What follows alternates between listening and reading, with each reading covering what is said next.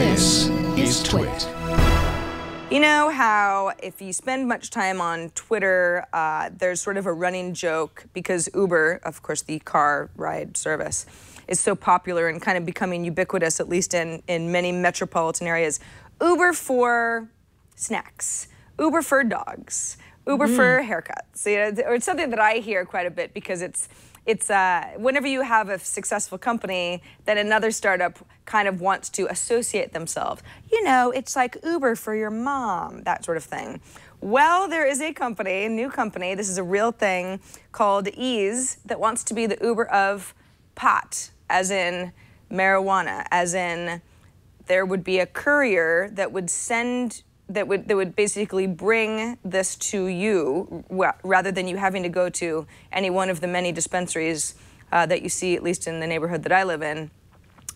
Medical marijuana dispensaries are currently legal, at least in the city of San Francisco.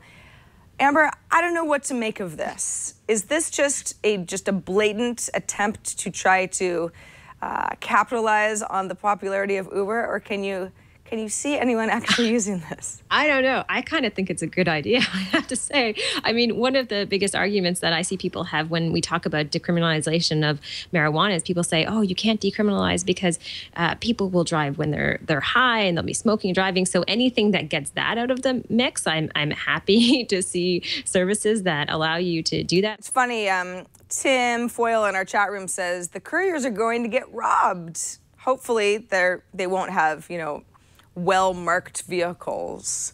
And then Dexter says in our chat room, you know, what's next is a weed drone, because then you don't have to worry about couriers at all. You know, it's sometimes I feel like, yeah, you make some good points about why it would be good not to actually, if you're the one who's picking up the marijuana, to be driving yourself. But sometimes I feel like these are just solving problems that aren't really big problems. And there's probably a niche market for all of this, but, and maybe it helps if you're embarrassed to be seen in public or you know, sort of participating. I'm just not sure. But what about that community of people? I mean, it is specifically for medicinal marijuana, so you're assuming some of those people could legitimately be sick, right? So in that sense, that too. I mean, you're sick from cancer and you're in a bed and you need relief. I mean, I think you're right. It's a very small community right now, but I imagine there's a lot of everyday people who would also enjoy this service.